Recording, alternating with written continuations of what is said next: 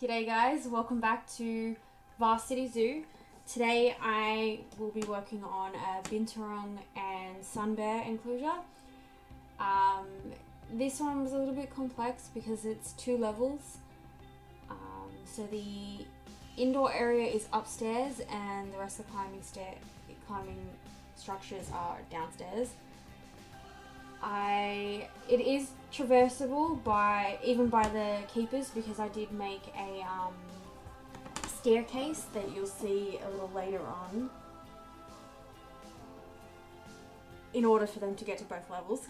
But yeah, as you can see in here, I'm kind of just finicking with the backstage area because I didn't actually want this to be the indoor enclosure. I wanted them to have to go upstairs. I do fiddle with it, change it, and then put it back.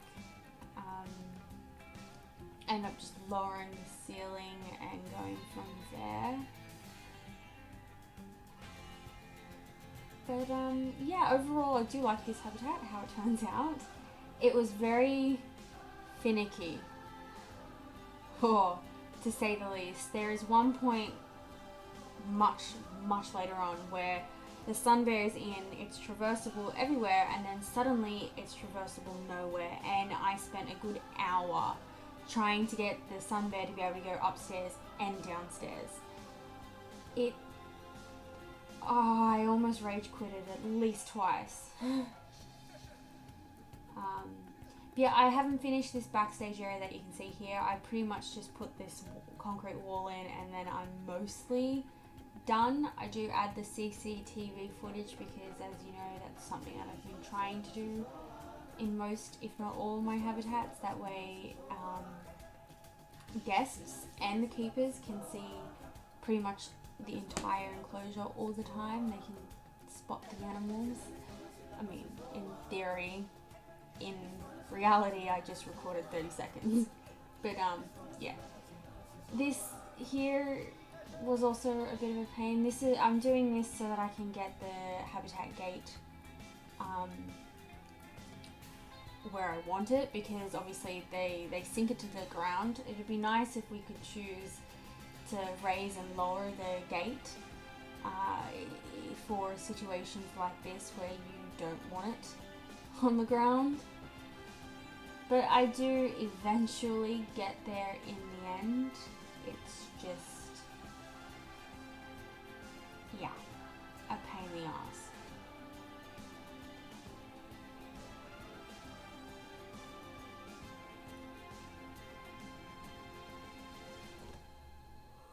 Sorry. My car has been out for the count for the past week, and so I've been having to catch 2 buses and a train and then walk for like 40 minutes. Not in one go, like 20 minutes, bus, train, bus, 20-minute walk. So I am tired. I've been up since 5 o'clock this morning. And then there was no trains anyway, so I had to catch buses just to get to work. But tomorrow's my day off, so hopefully I can get some sleep, and the plan is to put the part in my car tomorrow and hopefully it starts up. Fucking hopefully. This ends up being too small an area. The barrier that I chose, because the sun bear needs to be able to traverse. So I do end up expanding it. But there is a little trick that I did, although it's not really a trick. You just place a post here and there, and then you join them together. That way you can get it to work. If sometimes the terrain, it sometimes says the terrain is a bit finicky. As you can see, I just placed it where it will go, and then it eventually worked. I did it again here. That way I can actually get them to join up, because sometimes it doesn't like you, or it doesn't like me. And then I need to stop them from going here, so I just did some rock work, threw in some bamboo, and then I put a staircase around it for the keepers to get upstairs, as I was talking about earlier.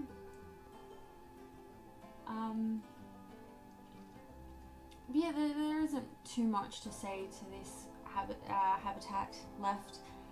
It's just mostly little nitpicking. It's quite heavy in climbing structures, which is something I don't normally do.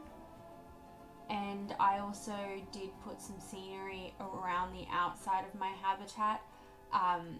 It's not actually in this speed build, and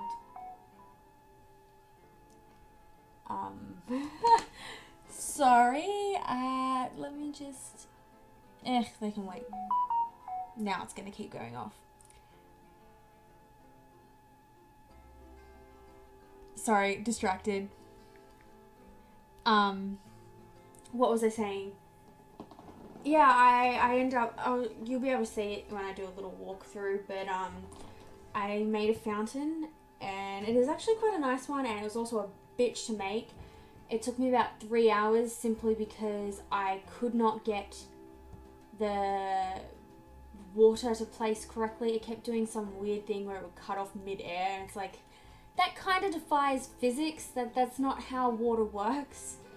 And then there was the barriers, and then, yeah. But ultimately, it came through, and I actually really, really love that fountain. I normally just sit there, I don't do the scenery outside of habitats. I normally just like, yep, that's future me's problem. I'll do it later. And I skip it. Yeah, that's gonna keep happening. I should probably put that on silent. Hang on. There we go. So as you can see here, like, I was originally looking for climbing structures, but like on the workshop, but I didn't find anything that I really wanted that would suit it. So I actually make them in this habitat, and it's something I don't normally do. It's the same with the rock work here. I do it both here, and then I make another waterfall feature inside the habitat, as well as one outside that I was talking about a second ago. And I kept them semi-natural, semi-fake, fox. So I did use the fox rocks. Well, at least I used it, and then I created like a vent with a water treatment little tank thing so that it looks like it's a bit fake. Like, obviously they've built it into this rock wall. It's the same with the ponds. So it's like they've seen all this rock side in a hill, and they're like, I know, let's just chuck a water feature on the top of it. We'll throw some water down there, and it'll become a water feature. And it ended up looking quite nice. I also really like this bridge. I am not one to do the climbing structures. I normally just get them off the workshop because I just can't be bothered. They can be very finicky and a pain in the ass and repetitive. But yeah, I really do like it. So I have quite a few and quite a number throughout the habitat. They go quite high up, and some are low, some are high, some are in between. Oh, okay. So I didn't realize that the keeper stairs that I was talking about, I actually didn't do that on the speed build this time around. I must have accidentally stopped recording. So if you do want to know how to do that, jump on to the Bengal tiger habitat. I believe I did it on the speed build on that. It's just the mesh pieces, and yeah, it's just a custom staircase that the keepers can traverse. But it is kind of nifty, and it kind of blends into this habitat, so I don't mind it. I do quite like it. But yeah, I think that's pretty much it for me in talking. I'm pretty much just rambling right now. This is a little bit of a longer one today, just because this entire habitat, I think, took me around 9 hours. About 13 if you count the scenery outside of the habitat that I didn't actually include in this speed build. But I will, like I said, I'll do a quick walkthrough and I will show you. But yeah, that's it for me. I will see you guys soon.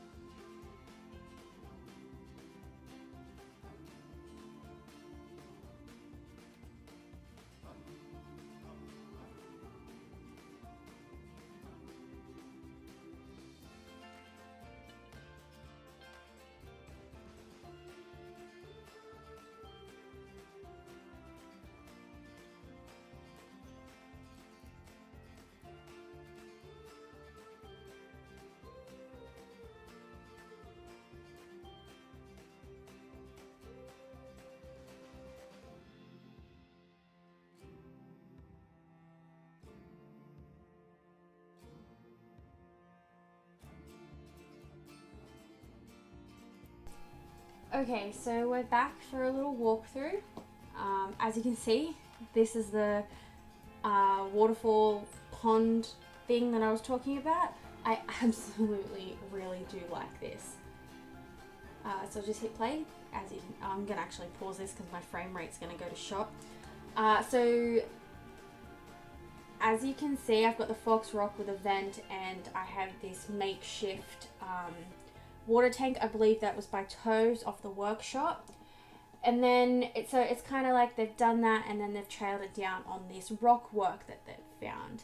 And this is a custom waterfall here made out of the medium jet pieces. And then it's like a wishing well. Toss your coin in and make a wish. And I've just used the billboards and coins in water photo to create that. But it's a nice little area to sit and chill and have a breather and yeah, make a wish. But I do like the colouring at night. So the water actually lights up. I do quite like this. I like it. I really wish I'd have recorded it so I could look at, even just for myself, so I could watch it and go back and see how we went. But anyways, yeah, let's head on into the actual exhibit. So as you can see, this is for the Malayan Trek, although I might change that name, I don't know yet. Sun Bear and Binturong, so we have a photo of the Binturong, and then we have some CCTV footage, and then the Sun Bear and some more CCTV footage. One is of the climbing structures, and the other is from that top level.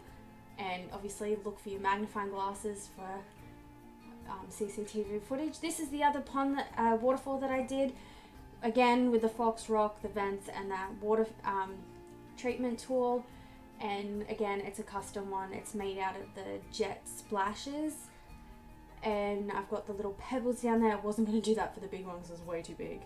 I made like this pathway kind of thing, implied one, and then obviously you got this climbing structure that goes right up, and there's a rope down here with some knots for them to climb up, although that is actually more for primates than the Binturong now that I think about it, but oh well, it works. So this is quite a high vantage point for them to actually have a look at the whole, ignore the shit that I've got in the background. For quite a good vantage point for them to see the whole zoo, or at least some of the zoo, and they can pretty much climb wherever they want. I don't actually think that goes anywhere. But anyways, let's go jump back down. So yeah, I've got some more climbing structures over here. I have a feeder hidden in here, which the keepers use, and so do the Binturongs, and yeah, Binturongs. I do like the rock work and the foliage. I don't normally pay so much attention to the scenery, but I really wanted to. This is the staircase that I was talking about. I just realized that I didn't actually include it in the speed build, but if you do want to know how to make it, you can watch the speed build I did of the Bengal tigers, and as you can see, it is traversable. I just made it out of the mesh pieces, and yeah, that's pretty much it, so that they can get to a different level. Anyway, so if we come upstairs, or we walk around and go up towards the lookout, I did make some scenery. This area isn't just going to be for this lookout area, it's also going to be the Himalayan area. So on one side, you can look in and see the sun bears, the Binturong. There's also going to be the orangutans, and then when you turn around, you'll see the red pandas and stuff. We've got a nice little bedding area here for them, little shelter that they sleep in. As I was saying, that's going to be, I'm pretty sure that's for the red pandas. And they do use this, they climb up on that, and you can see them get pretty close. I haven't really finished some of the pathwork, but we do have another door going in, and again, there's the magnifying glass, so you can see if they're downstairs or not. And this is the upstairs area. It's kind of simple. I just kept a bedding area, some food, some water, and that sliding door, implied sliding door again.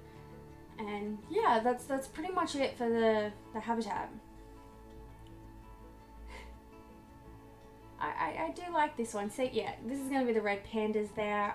I think the next thing I'll work on will be the orangutan and the Malayan tapirs.